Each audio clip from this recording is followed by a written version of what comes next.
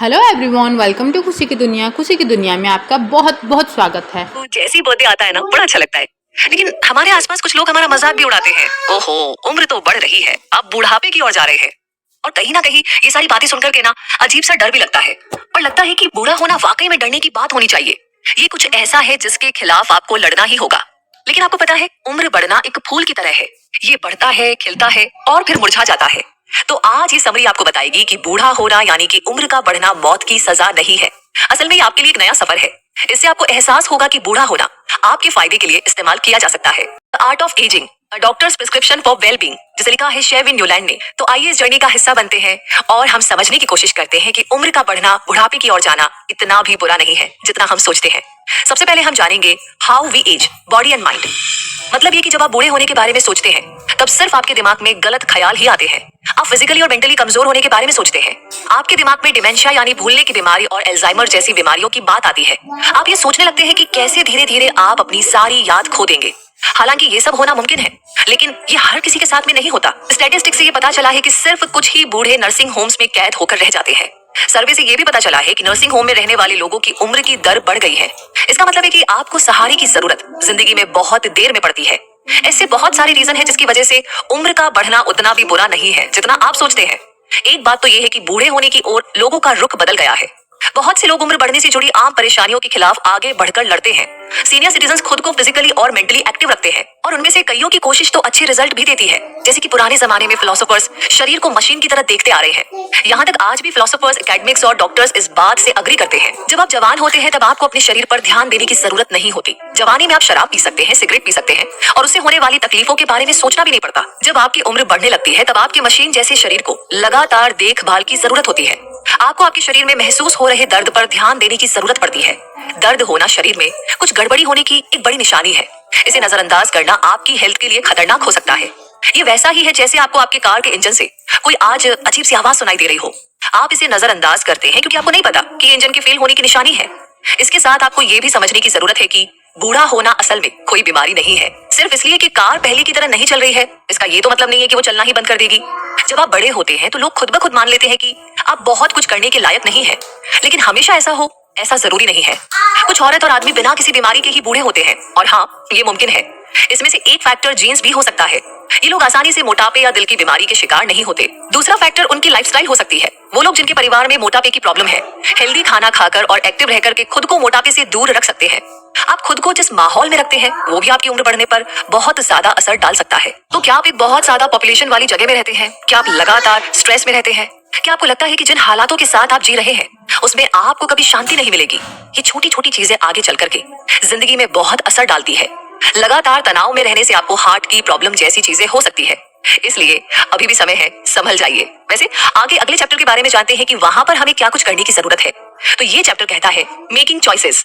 इस बुक के author Sherwin 2005 में मिरियम से मिले थे। मिरियम के पति हाल ही में गुजर गए थे। उनकी जिंदगी में आखिरी कुछ महीने मिरियम की जिंदगी का सबसे खराब समय था। मिरियम और उनके पति डॉन ने 60 साल की उम्र में शादी की थी। उन्हें अपनी उम्र से कोई फर्क नहीं पड़ता था क्योंकि वो एक दूसरे से बहुत प्यार करते थे और एक साथ खुश थे। लेकिन तब डॉन को अल्जाइमर्स होने का पता चला था। मिरियम को उनकी देखभाल करने में बहुत मुश्किल होती थी, इसलिए उन्हें नर्सिंग होम में भर्ती होना पड़ा। अल्जाइमर्स का असर डॉन पर बहुत ही खराब था। ये मिरियम के लिए भी बहुत भयानक था। वो उनसे रोज मिलने जाती थी, लेकिन ये उनके लिए बहुत ही दुख भरा था कि जिस इंसान को वो प्यार करती थी वो उन्हें पहचान भी नहीं पाते थे। डॉन की मौत के बाद मिरियम 2 साल तक डिप्रेस्ड रही। फिर उन्हें एहसास हुआ कि उनकी वेडिंग एनिवर्सरी आने वाली है। एक साधारण सी तारीख ने जैसे उनके अंदर कुछ जगा दिया था। मिरियम ने तुरंत पेन और नोटबुक उठाई और अपने और डॉन के बारे में लिखने लगी। मिरियम ने अपनी कहानी की शुरुआत ये कह करके की कि उन्होंने एक डिसीजन लिया है। वो अपनी एनिवर्सरी को रोते हुए और खराब महसूस करते हुए बिता सकती थी, या वो उस दिन को खुशी से मना सकती थी जिस दिन वो डॉन की पत्नी बनी थी। तो अपनी वेडिंग एनिवर्सरी पर मिरियम ने उस समय के लिए शुक्रगुजार होने का फैसला लिया जो उन्होंने डॉन की बीमारी से पहले उनके साथ बिताया था। उन्होंने खुशी से ये याद करने का फैसला किया कि कोई उन्हें इतना प्यार करता था। मिरियम ने इस बात की खुशी मनाना चुना कि बुढ़ापे में ही सही वो और डॉन एक दूसरे से मिले थे। तो शेरविन मिरियम का ये नजरिया देखकर चौंक गए। इसने उन्हें और ज्यादा क्यूरियस बना दिया कि लोग उम्र के साथ आने वाली परेशानियों के बावजूद भी पॉजिटिव रहना कैसे मैनेज कर लेते हैं। पॉजिटिव सोचना, एक्टिव और हेल्दी रहना हमेशा से ही शान से बूढ़े होने की सलाह रही है। लेकिन 60 और उससे ज्यादा उम्र के लोग जानलेवा बीमारियों का सामना करते हुए ऐसा कैसे कर लेते हैं? शेरविन को पता चला इसका सीक्रेट नजरिया है। जी हाँ, वो उम्र दराज लोग जिन्होंने खुद को इमोशनली कमजोर नहीं होने दिया, वे लंबी जिंदगी जीते हैं।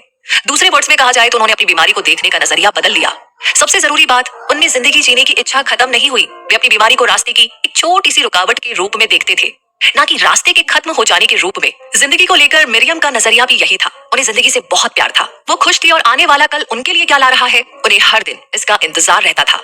कुछ लोगों का कहना है कि जब आपकी जिंदगी में कोई तकलीफ ना हो तो पॉजिटिव रहना बहुत आसान होता है, लेकिन मरियम की जिंदगी आसान नहीं थी। जिंदगी में एक समय ऐसा भी आया जब उन्हें ओवेरियन कैंसर के लिए ऑपरेशन और कीमोथेरेपी करवाना पड़ा था। उन्हें ओवेरियन कैंसर के कारण होने वाली परेशानियां भी झेलनी पड़ी, जैसे इंटेस्टाइनल ऑब्स्ट्रक्शन, जिसने आगे चलकर उनके लार्ज इंटेस्टाइन में कैंसर का रूप ले लिया था। इस वजह से मरियम को और भी ज्यादा ऑपरेशन और कीमो सेशन से गुजरना पड़ा। इसका इमोशंस पर और शरीर पर असर किसी को भी कमजोर बना सकता है। मरियम को अपने पति को खोने का दुख भी झेलना पड़ा। तो ये दर्द भरी यादें तब सामने आई जब उन्होंने और शेरविन ने बातें की। मरियम ने इन बातों से बचने की कोशिश नहीं की, लेकिन वो शेरविन को ये बताने के लिए ज्यादा उतावली थी कि वो अभी क्या कर रही है। मरियम क्रिएटिव चीजें करने में बिजी हो गई थी, जो उन्हें तब करने का मौका नहीं मिला जब वो कम उम्र की थी। जैसे कि वो राइटर्स डाइजेस्ट में रेगुलर कंट्रीब्यूटर बन गई। मरियम के पहले से ही औजाक सीनियर लिविंग मैगजीन में 23 से ज्यादा आर्टिकल पब्लिश हो चुके थे, तो उन्होंने उन चीजों को करने का वादा किया जो उन्हें पसंद है, चाहे फिर उन चीजों के लिए उनकी उम्र कितनी ही बड़ी क्यों ना हो जाए। तो कहने का मतलब ये है कि जब भी आप चूज करें तो बहुत ही ध्यान से करें। वैसे अगला चैप्टर हमें कहता है, हमें बताता है, adding centuries to our years. मतलब ये कि कुछ लोग कहते हैं कि वे बूढ़े होने से नहीं डरते, इसके बजाय वे इस बात से बहुत ज्यादा डरते हैं कि आपके बूढ़े होने के बाद क्या होगा, क्योंकि मौत वो कड़वा सच है जिसे टाला नहीं जा सकता, लेकिन वो जिंदगी का सबसे नेचुरल हिस्सा भी तो है। लेकिन इसका मतलब ये नहीं है कि लोगों ने इंसान की जिंदगी को लंबा करने की कोशिश नहीं की है। लगभग हर पीढ़ी में इंसान की उम्र को बढ़ाने के लिए तरीके या कोशिशें की जाती हैं। रेनेसांस के समय में हमेशा जवान बने रहने के लिए दवाइयां बहुत ही मशहूर हुई। मिडिल एजेस में उम्र बढ़ने को रोकने के लिए टेस्टिक्युलर एक्सट्रैक्ट्स खाने के लिए कहा गया था। अभी भी इस बात पर काफी रिसर्च की जा रही है कि उम्र बढ़ने को धीमा किया जा सकता है या नहीं। तो एक मॉलिक्यूलर बायोलॉजिस्ट सिंथिया केनियन ने इस तरह की स्टडी की है। डॉक्टर केनियन ये पता लगाना चाहती थी कि छोटे राउंड वर्म की प्रजातियों में उम्र बढ़ने के प्रोसेस को कौन सा जीन कंट्रोल करता है। उन्होंने इन राउंड वर्म में मास्टर जीन पाया। ये मास्टर जीन था क्योंकि ये बाकी जीन्स के बिहेवियर को कंट्रोल करता था। राउंड वर्म के डिटीरियोरेशन के लिए काफी हद तक यही जीन जिम्मेदार थे। मास्टर जीन में थोड़ा सा चेंज करके डॉक्टर केनियन राउंड वर्म की उम्र को बढ़ाने में कामयाब रही। राउंड वर्म सिर्फ 20 दिनों तक जिंदा रहता है, लेकिन उनके एक्सपेरिमेंट में वे 2 महीने से ज्यादा समय तक जिंदा रहे। बेशक एक राउंड वर्म की जीन को बदलना इंसान के जीन को बदलने से तो काफी अलग है, लेकिन इस फर्क ने जेनेटिक्स के एरिया में, जेनेटिक्स के फील्ड में उम्र बढ़ने पर रिसर्च और स्टडी करने से नहीं रोका। जीन में बदलाव लाकर उम्र बढ़ने के प्रोसेस को धीमा करना एक लौता तरीका नहीं है। इंसान की डाइट का उम्र बढ़ने पर बहुत असर पड़ता है। ओकिनावास पर की गई एक स्टडी ने इस फैक्ट को साबित किया है। ओकिनावास जापान के ओकिनावा द्वीप में रहने वाले लोगों का एक ग्रुप है। साधारण तौर पर वहाँ आदमी 78 साल की उम्र तक जीते हैं, यानी कि 78 तक, जबकि महिलाएं 86 यानी कि 86 साल की उम्र तक जीती हैं। ये बहुत ही ज्यादा मॉडर्न शहरों में रहने वाले लोगों के मुकाबले में बहुत लंबी उम्र है। ओकिनावास के खाने में बहुत ही कम कैलोरीज होती है और वो फैट भी बहुत ही कम खाते हैं। इस तरह के खाने ने सिर्फ उनकी जिंदगी ही नहीं बढ़ाई, बल्कि इसने उनके शरीर पर पड़ने वाले उम्र के असर को भी कम किया है। कम कैलोरी और फैट वाले खाने से कैंसर होने की संभावना भी कम हो जाती है। उम्र बढ़ने को धीमा करते समय अभी भी बहुत सारे फैक्टर्स हैं जिन पर ध्यान देना जरूरी है। हो सकता है कि आप स्ट्रिक्ट डाइट पर हो, लेकिन हर घंटे स्मोक करते हैं। बुरी आदतें तब भी आपकी उम्र बढ़ने को तेज कर सकती हैं, लेकिन अभी तक पक्के तौर पर उम्र बढ़ने को रोकने के लिए कोई गोली या दवा नहीं है।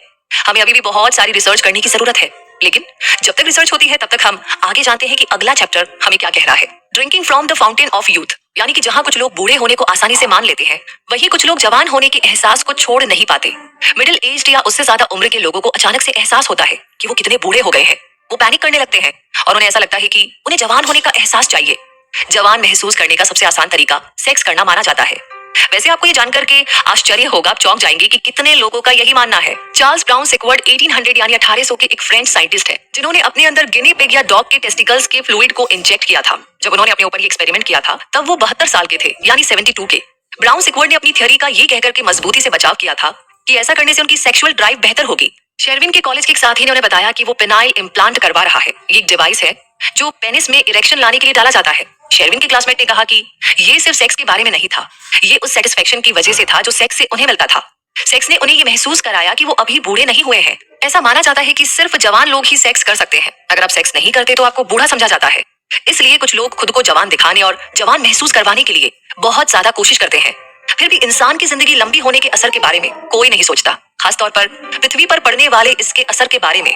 ऐसा होने से अर्थ में पॉपुलेशन बहुत ज्यादा बढ़ जाएगी, अर्थ में सभी रिसोर्सेज की कमी हो जाएगी। सबसे जरूरी बात तो यह है कि इंसानों के स्वभाव में ही इम्बैलेंस होगा। नेचुरल सिलेक्शन अपने डीएनए को आने वाली पीढ़ियों तक पहुंचाने के बारे में है। आप कुछ टाइम के लिए बच्चे पैदा कर सकते हैं और उनकी देखभाल कर सकते हैं, लेकिन एवोल्यूशनरी और बायोलॉजिकल नजरिए के हिसाब से उसके बाद आपकी कोई जरूरत नहीं होती है। वैसे ये सुनने में सख्त लग सकता है, लेकिन जिंदगी इसी तरीके से आगे बढ़ती है। हर जिंदगी का अंत होता है, जैसे हम मौसम के बदलने को नहीं रोक सकते, वैसे ही उम्र बढ़ने को भी नहीं रोका जा सकता है। कुछ लोगों के लिए उम्र बढ़ने के साथ छेड़छाड़ करना वैसा ही है जैसा इंसान होने के मतलब को बदलना। इसके अलावा जैसे जैसे समाज आगे बढ़ रहा है, बीमारी को मैनेज करना लगातार बेहतर ही हुआ है। वो बीमारियां जो 50 साल पहले तक जानलेवा थी, अब उनकी दवाई या इलाज मौजूद है। पहले से ज्यादा हेल्दी आदतों को अपनाया जा रहा है और बढ़ावा भी दिया जा रहा है। इस सदी में इंसान की उम्र बाकी सदियों के मुकाबले 33 साल ज्यादा है। दूसरे शब्दों में कहा जाए तो पहले किसी भी समय के मुकाबले इस सदी में लोग ज्यादा लंबे समय तक जिंदा रहते हैं। इसका एक बहुत ही अच्छा सबूत यूनाइटेड किंगडम की क्वीन एलिजाबेथ होंगी। उनका एक नियम है, वो हर उस इंसान को टेलीग्राम भेजती है जो 100 साल के हो गए हों। 1952 में उन्होंने यूके में सिर्फ 255 टेलीग्राम भेजे थे। 2007 में उन्होंने 5000 से ज्यादा टेलीग्राम भेजे थे। जेनेटिक बदलाव के बिना भी हम देख सकते हैं कि अभी की उम्र पहले से ही काफी लंबी है। आपको अपनी जिंदगी के जल्द खत्म होने की चिंता करने की बिल्कुल जरूरत नहीं है। उम्र बढ़ने के बाद भी आप जवान महसूस कर सकते हैं। जैसा कि बताया गया है, हेल्दी खाना, एक्सरसाइज और पॉजिटिव माइंडसेट से जिंदगी लंबी होती है। और इसी के साथ अब आगे बढ़ते हैं इस जर्नी में और अगले चैप्टर को जानते हैं, जो कहता है समझदारी, equanimity, caring, principles for every as.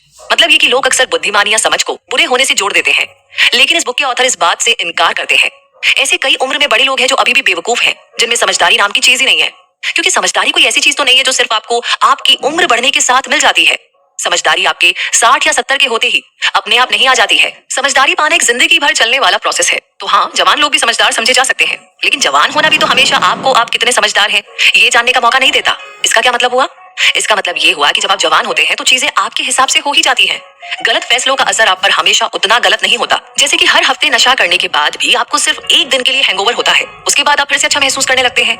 वही जब आपकी उम्र ज्यादा हो जाती है तो शराब पीने का नतीजा भयानक होता है। नशा करने का एहसास उसके लायक नहीं रह जाता। उम्र बढ़ने के बाद आपको बहुत ही खराब महसूस होता है और आपका सिर दर्द कभी नहीं जाता। आप उम्र बढ़ने के कारण समझदार नहीं बनते। आपने कम उम्र में जो किया है और जो झेला है उसकी वजह से आप समझदार बनते हैं। लेकिन समझदारी को हासिल कैसे किया जाता है? तो फेमस नॉवेलिस्ट मार्क ट्वेन ने कहा था कि समझदारी हासिल करने के लिए आपको बोलने की बजाय सुनने की जरूरत है। समझदारी का मतलब है हमेशा आप जो चुनाव करते हैं या चुनते हैं उनके बारे में सोचना। ये तुरंत किसी भी चीज को जज करने से पहले उसे जानने और समझने की कोशिश करना होता है। समझदारी का मतलब है अपने हर अनुभव से सीख लेना। जिंदगी में आपको बहुत सारे चैलेंजेस का सामना करना होगा। आप गलतियां भी करेंगे और उसका नतीजा भी भुगतना पड़ेगा। आप सही चीज करके भी ऐसा महसूस करेंगे कि आपका फैसला गलत था, लेकिन कोई बात नहीं, ये सब चलता रहता है क्योंकि ये सब जिंदगी का हिस्सा है। लेकिन जब आप इस चैलेंजिंग सफर को पूरा कर रहे होते हैं, इक्वानिमिटी एक ऐसी चीज है जिसे आपको मास्टर करना जरूरी है। इक्वानिमिटी यानी कि शांत होना। इसका मतलब है कि आप जिस किसी भी परेशानी से गुजर रहे हैं, आपको अपने दिमाग को शांत रखना है। आप बहुत ज्यादा दबाव या तनाव में होते हुए भी सावधानी से सही फैसले ले सकते हैं। वैसे ये नामुमकिन सा लगता है ना, लेकिन ये सिर्फ प्रैक्टिस करने की बात है। यहाँ जरूरी ये है कि आप तनाव से निपटते कैसे हैं। ये माने कि आप किसी खास सिचुएशन को लेकर के स्ट्रेस्ड और परेशान हैं। इसे मान लेने से परेशानी पूरी तरह से नहीं जाएगी, लेकिन ये आपको सही होने का एहसास करा सकता है, जिससे आपकी चिंता कम होगी और आपको साफ साफ सोचने का मौका मिलेगा। इस बुक के ऑथर शेरविन एक सर्जन भी है। उन्होंने अपने प्रोफेशन में इक्वानिमिटी सीखी, यानी कि शांत होना सीखा।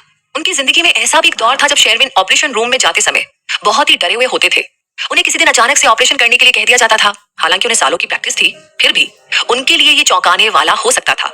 ऑपरेशन से जिंदगी और मौत जुड़ी होती है। कोई भी इसके बारे में सुनकर घबरा सकता है। शेरविन से अगर ऑपरेशन करते हुए कोई गलती हो जाती थी तो अक्सर वो खुद को डांटा करते थे।